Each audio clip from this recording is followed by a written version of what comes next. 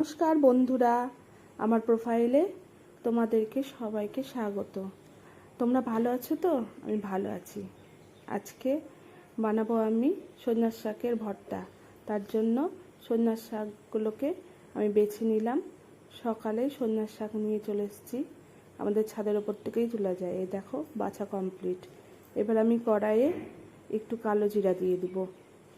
এখন আমি তেল দিব না, আর শুকনো লঙ্কা দেবো কয়েকটা কাঁচা লঙ্কা আর কয়েকটা রসুনের কোয়া দিয়ে ভালো করে ভাজবো। আর পেঁয়াজ দিয়ে দিব। পেঁয়াজের মধ্যে একটু লবণও দিয়ে দিব। দিয়ে পেঁয়াজগুলো, রসুন আর লঙ্কাকে এইভাবে লাল লাল করে ভেজে নেব, দিয়ে উঠিয়ে নেব। ভাজা আমার হয়ে গিয়েছে। এবার আমি সেমভাবেই আমি সজনার শাকগুলোকে কড়াইয়ে দিয়ে দিব। সবগুলোকে দিয়ে লবণ আর হলুদ দিয়ে আপে আপে ভাজবো। এটা ভাজা বলে না, ঠিক মানে সেদ্ধ করা আর কি। এটাতে কোনো জল দেব না, আমি ঢেকে দিব। শাকগুলো দিয়ে হালকা আঁচে শাকগুলোকে ভাপিয়ে নেব।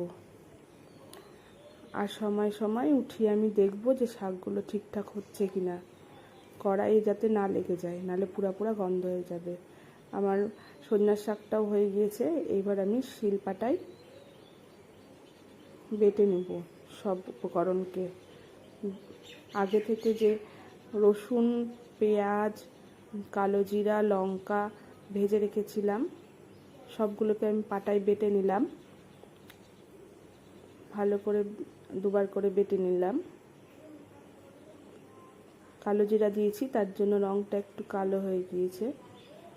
আমার কালো জিরা বাটা হয়ে গিয়েছে।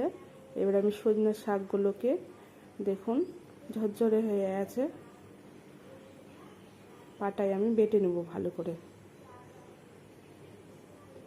বাটতে একটু খাটনি হবে, কিন্তু খেতে ভালো হবে। আর আপনারা যদি চান তাহলে মিক্সচার গ্রাইন্ডেও বাটতে পারেন। দেখুন আমার বাটা কমপ্লিট, আমার বাটা হয়ে গিয়েছে। আমি তুলে নেব বাটিতে তুলে নিলাম।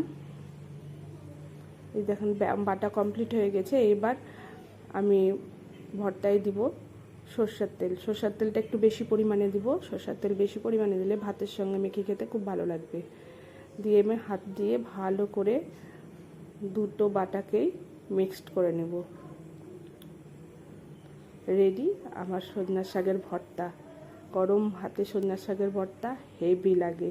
আমার রান্নাটা যদি ভালো লাগে, ভালো লাগলে অবশ্যই লাইক, কমেন্ট, শেয়ার করে দিও। সবাইকে অসংখ্য